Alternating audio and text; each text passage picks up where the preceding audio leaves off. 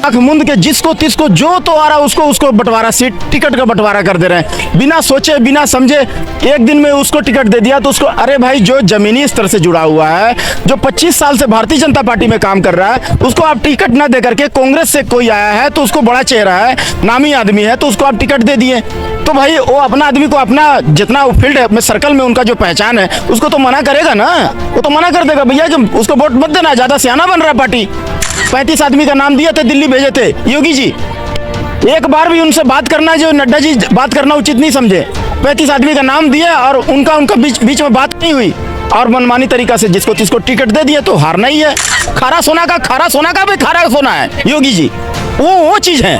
उनके पास सुदर्शन चक्र है मेरे भाई, वो उन पर स्टैम्प आंख मूंद के मारिए।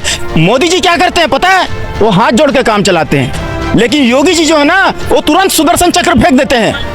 देश को सुधारने के लिए, देश को बचाने के लिए, धर्म को बचाने के लिए, राष्ट्र को बचाने के लिए सबका छाछ सबका विकास, ये वाला जो टिप्पणी है ना वो भी बंद करना पड़ेगा। अभी तो क्रिस्टल क्लियर हो गया मेरे भाई, सब पार्टी का अपना अपना कोर वोटर है और ये अपना कोर वोटर पर ध्यान ही नहीं देंगे भारतीय जनता पार्टी। उनका कार्यकर्ता जो है ना लड़ेगा, मार खाएगा, जेल जाएगा, सिर फुड़वाएगा, उसको जीतने के बाद उसको दुख में साथ खड़ा होना तो दूर, उससे बात करना भी पसंद नहीं करते हैं। तो कहाँ तक जायज है, सुधार करने की आवश्यकता है। आप नहीं सुधार करिएगा, नरेंद्र मोदी साहब मैं आपसे कहना चाहता हूं कि ये जो हाथ है ना इसमें कुछ भोजन रखिएगा ना तबे मुंह के पास जाएगा। वैसे ही सब एक कार्यकर्ता है ना उसका भी मुंह है, वो भी भोजन भूख लगता है, पेट उसका भी है, भगवान उसको पेट बनाया। आप कार्यकर्ता का अकाउंट में डायरेक्ट कुछ ना कुछ पैसा दीजिए ताकि आपके लिए काम करे। जमीनी स्तर से नेता लोग नहीं आता है काम करने, कार्यकर्ता मार खाता है, झंडा उठाता है, कार्यकर्ता का कंधा पर लात रख करके आप नेता बन जाते हो और 5 स्टार में होटल में खाना खाते हो, हवाई जहाज में घूमते हो, फॉर्च्यूनर कार में घूमते हो, बड़े बड़े होटलों में खाते हो, ऐश मौज करते हो। एक कार्यकर्ता को क्या मिलता है, मार, जिल्लत की जिंदगी, जेल, विरोधी पार्टी से लड़ता है, मार खाता है, गाली खाता है, दिन भर धूप में माने घूमता है, लेकिन ये तो 5 स्टार होटल में खाना खाएंगे, एयर कंडीशन में रहेंगे, जमीनी स्तर पर किसी से बात करना तक नहीं पसंद करेंगे। बड़े बड़े नेता, मैं सब नेता की बात नहीं कर रहा हूँ, कुछ छुट भैया नेता की बात कर रहा हूँ। तो ये इसमें सुधार करने की आवश्यकता है, जब तक इसको सुधारेंगे नहीं तब तक जो है सक्सेस नहीं होगा। नमस्कार दोस्तों, आप देख रहे हैं देश प्रथम न्यूज और मैं आपका दोस्त ज्ञान प्रकाश। एनडीए की इस बार सरकार जरूर बन रही है, लेकिन बीजेपी की सीटें घट गई है। अब इन सीटों को घटने के पीछे वजह क्या है, आइए हम समझते हैं। सर आपका शुभ नाम? मेरा नाम इंद्रदेव।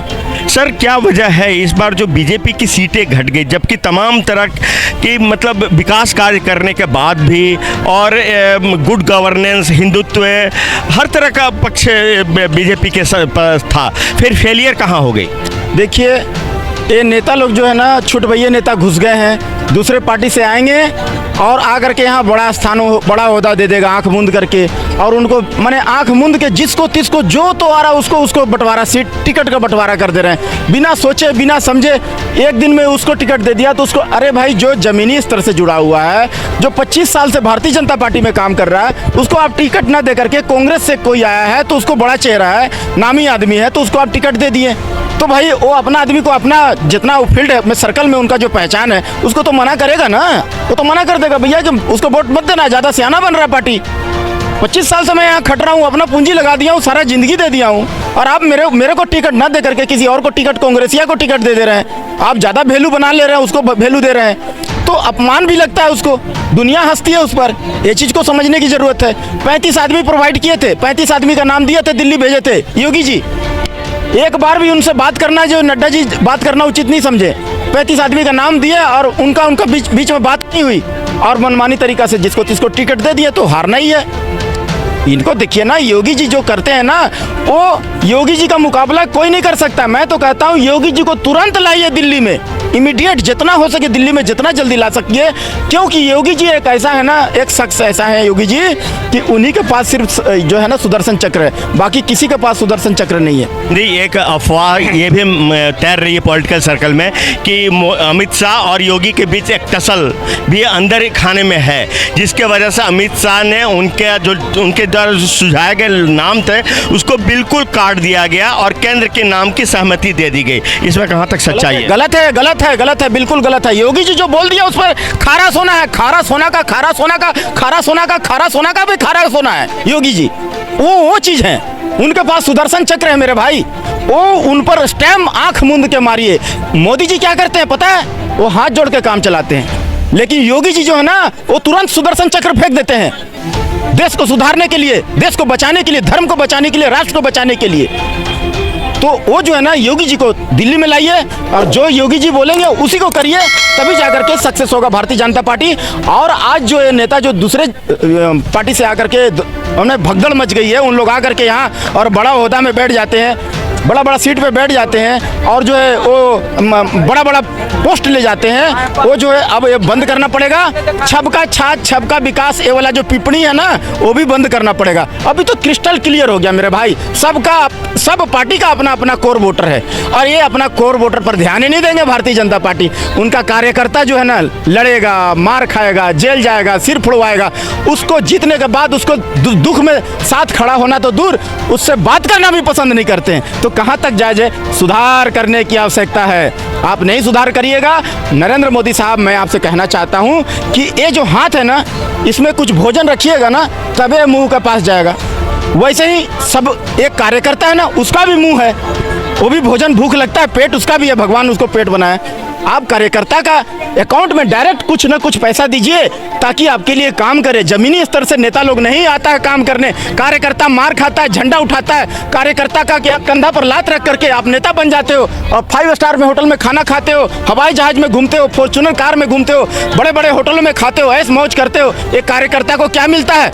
मार, जिल्लत की जिंदगी, जेल, विरोधी पार्टी से लड़ता है, मार खाता है, गाली खाता है, दिन भर धूप में माने घूमता है। लेकिन ये तो 5 स्टार होटल में खाना खाएंगे, एयर कंडीशन में रहेंगे, जमीनी स्तर पर किसी से बात करना तक नहीं पसंद करेंगे। बड़े बड़े नेता, मैं सब नेता की बात नहीं कर रहा हूँ, कुछ छुट भैया नेता की बात कर रहा हूँ। तो ये इसमें सुधार करने की आवश्यकता है। जब तक इसको सुधारेंगे नहीं तब तक जो है सक्सेस नहीं होगा।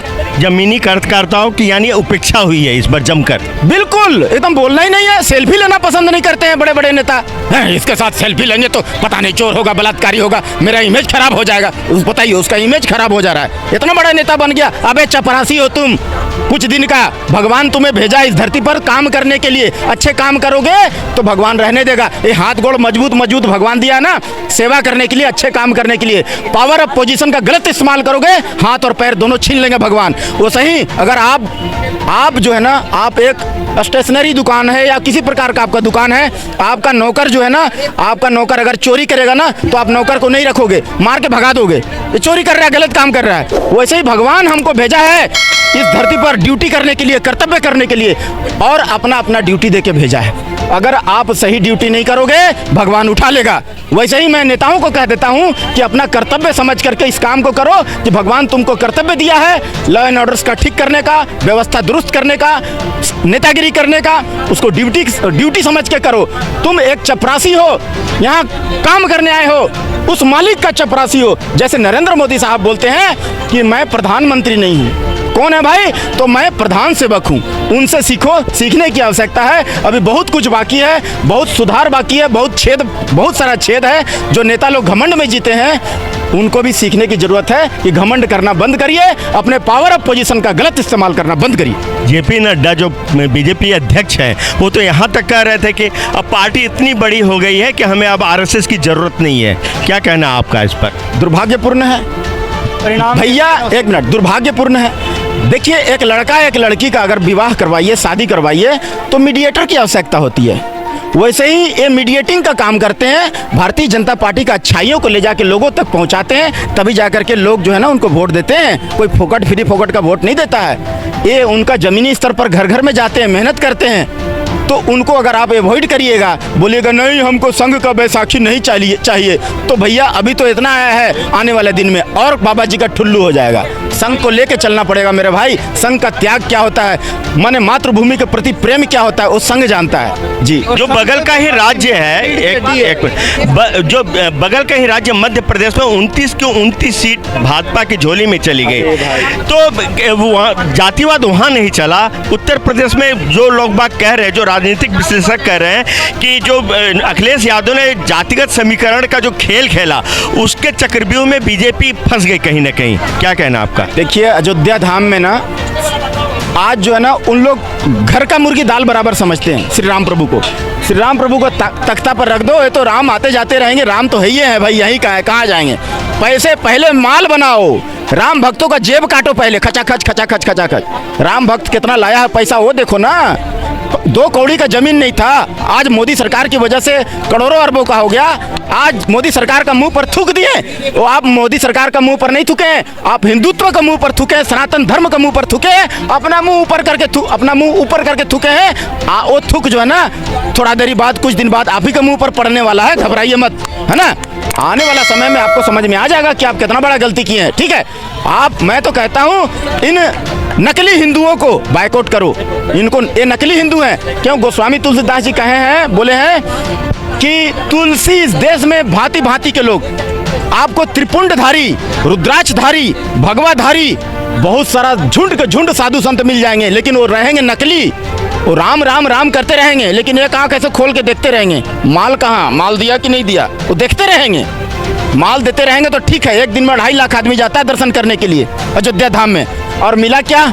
इतना सुंदर सजा दिया। कोई भी लोकसभा एरिया जो है ना, लोकसभा का एरिया जो है, कोई भी देख लीजिए भारत में इतना नहीं सजा है, इतना भव्य सजा दिए, और उसके बदले में क्या दिए?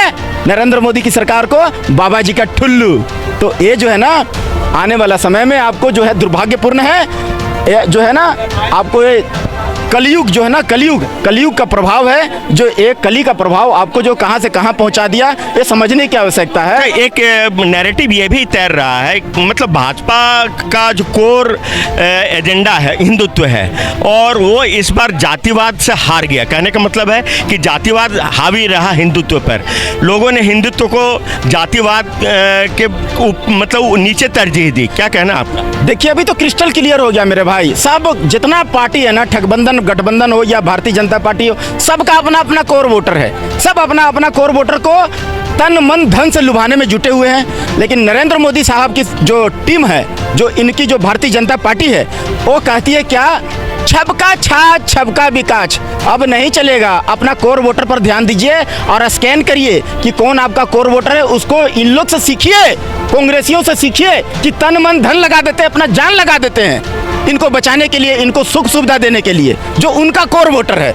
अभी तो क्रिस्टल क्लियर है, क्लियर हो गया ना। नहीं, एक चीज आप ही से समझने की कोशिश करते हैं, जो आप जो कह रहे कि कोर वोटर पर विशेष ध्यान दीजिए, तो जो बीजेपी का कोर वोटर है, सवर्ण अग्रय माने जाते हैं, पिछड़ों में भी यादव छोड़ करके बाकी पीछे भी माने जाते हैं। तो इस बार तो मतलब अगड़ों में भी ब्राह्मण ने जो अभी विश्लेषण आ रहा है कि जो अमेठी में कैंडिडेट जीत गया, वो ब्राह्मणवाद के चलते जीत गया, जो के.एल. शर्मा जी थे। और दूसरा ये कि राजपूतों ने भी कई जगह असर डाला बीजेपी कैंडिडेट को हराने के लिए, क्योंकि वो पुरुषोत्तम रूपाला के बयान से नाराज थे। तो सवर्ण में मेन जो ब्राह्मण और राजपूत बिदक गए, ओबीसी में भी वो उनको अखिलेश यादव ने साध लिया, उन्होंने तेजस्वी यादव ने बाप का समीकरण दे करके उनको भी साधने की कोशिश करी, हालांकि उनको इतनी कामयाबी नहीं मिली। दलित भी इस बार थोक भाव में कांग्रेस नहीं तो समाजवादी पार्टी को उसने वोट किया। तो अल्पसंख्यक में मुस्लिम का कोई सवाल ही नहीं है, अगर 1-2% कोई आ जाता है तो नगण्य ही मानकर चलिए, फिर किसको आप कोर वोटर मानेंगे?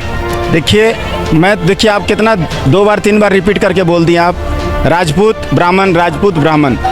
तो ये कांग्रेस का बहुत खूबसूरती से इसको जो है ना बांट दिया है हिंदू लोग को, कि भैया आज हिंदू मुस्लिम, देखिए मुस्लिम है, इतना जाति में होते हुए भी मुस्लिम है, सिर्फ मुस्लिम है, सिर्फ सिख है, और उसके बाद में क्रिश्चियन, सिर्फ क्रिश्चियन है, जितना जाति में भी रहे हो अंदर में सिर्फ क्रिश्चियन है। लेकिन हिंदू जो है ना, जाट, बनिया, राजपूत, तेली, भूमिहार, दुसाध, भुइयाँ, कोयरी, पासी, हजारों जाति में बांट दिया है कांग्रेस। क्यों? अपना वोट को साधने के लिए। तो ये बांटने का काम जो है ना, बांट कर करके ये जो रखे हैं, जब तक हिंदू एकजुट नहीं होगा, सिर्फ अपने नाम के आगे सिर्फ हिंदू लगाइए, और अपना घर में शादी विवाह का जब बात हो तब अपना वो जो है अपना टाइटल बताइए। लेकिन आपको एकजुट रहने की आवश्यकता, जब तक आप एकजुट नहीं रहिएगा देश का विकास नहीं होगा, और न तो माने आपका पार्टी का विकास भला होगा जिसको आप वोट देना चाहते हैं, और न इधर देश का विकास होगा ना आपका विकास। एक सवाल आखिर में कि जो अब ये एक तरह से अल्पमत की सरकार है, अल्पमत की सरकार एक पहला इसका पार्ट ये है कि क्या ये अपना कार्यकाल पूरा करेगी। दूसरा कि जो इस बार जो नरेंद्र मोदी कह रहे थे कि तीसरा, अब तक तो ट्रेलर था, तीसरे कार्यकाल में पूरी पिक्चर आएगी सामने, मतलब जो कुछ कड़े फैसले वो लेना चाह रहे, तो क्या वो ले पाएंगे? देखिए कुछ छुट भैये नेता जो होते हैं ना, तो उनका जो ऐसे पेट रहेगा, पेट का ऐसे ऐसे पानी भी नहीं हिलना चाहिए, एयर कंडीशन में रहेंगे, किसी गरीब आदमी का मदद नहीं करना चाहते हैं, उससे बात करना पसंद नहीं करते हैं, उसका जमीनी स्तर पर जाएंगे नहीं, ग्राउंड लेवल पर काम नहीं करेंगे। उनको सबक दिया गया है। कुछ छुट भैया, सबका बात नहीं बोल रहा मैं, कुछ छुट भैया नेता को सबक दिया गया है। ये हल्का सा मुंह टेढ़ा कर करके दिखाए हैं नाराजगी जो हिंदू है, और आने वाले समय में अगर इस टाइप के छुट भैया नेता नहीं सुधरे तो मुंह आ करके एकदम अपना प्रलय भयंकर अपना रौद्र रूप दिखाएंगे, तो यहाँ सब कुछ 0 सन्नाटा हो जाएगा। इसलिए उनको सबक लेने की आवश्यकता है। उनको एक झटका दिया गया है, अभी भी सुधर जाएं, ग्राउंड लेवल पर, जमीन लेवल पर आकर के काम करें। और मोदी जी का जो है ना, मोदी जी का उपलब्धि मत गिनवाइए, अपना उपलब्धि गिनवाओ ना यार, अपना उपलब्धि गिनवाओ कि मैंने ये काम किया, मैंने अपना लोकसभा क्षेत्र में ये काम किया, मैंने विधानसभा क्षेत्र में ये काम किया, मेरा ये क्षेत्र है, ये एरिया में मैं नाली बनवाया, पानी लगवाया, मोटर लगवाया, शादी विवाह करवाया, गरीब बच्चों को स्कूल खुलवाया, गुरुकुल खुलवाया। अपना उपलब्धि बताओ ना यार। आप बताते हो मोदी जी ने ये कर दिया, मोदी जी ने वो कर दिया। अबे अपना उपलब्धि गिना दे, 2-4 ठो, उस पर वोट मांग ले हो। अपना उपलब्धि तो गिनाना है नहीं। एयर कंडीशन में रहना है, 5 स्टार होटल में खाना खाना है, घूमना है, ऐश मौज करना है, 2 महीना जब भी रहेगा, हाँ भैया वोट मेरे को दे देना। तो आज बुड़बक नहीं है, आज सोशल मीडिया का जमाना है। बाबा जी का ठुल्लू मिलेगा ऐसा नेताओं को। तो ये रहे सरदार इंद्रदेव सिंह जी, जो कि बड़े ही बारीक ढंग से इन्होंने अच्छी तरीके से समझाया कि क्यों इस बार बीजेपी का कोर वोटर था बिदक गया बीजेपी से, और कई जगह बीजेपी को मुंह की खानी पड़ी। हालांकि बीजेपी इस बार सरकार जरूर बनाने जा रही है, लेकिन ये इलेक्शन बीजेपी के लिए एक ऐसा मैंडेट लेकर के आया है जो कि इस बार उन्होंने एक तरह से चेतावनी दी है आगे के आने वाले वर्षों में कि बीजेपी इस ओर इन कमियों पर ध्यान दे, ताकि वो इन गलतियों को दोबारा न दोहरा सके और दोबारा से अपनी जो पूर्ण बहुमत अपने बूते की सरकार बना सके। आप देख रहे देश प्रथम न्यूज़ और मैं आपका दोस्त ज्ञान प्रकाश।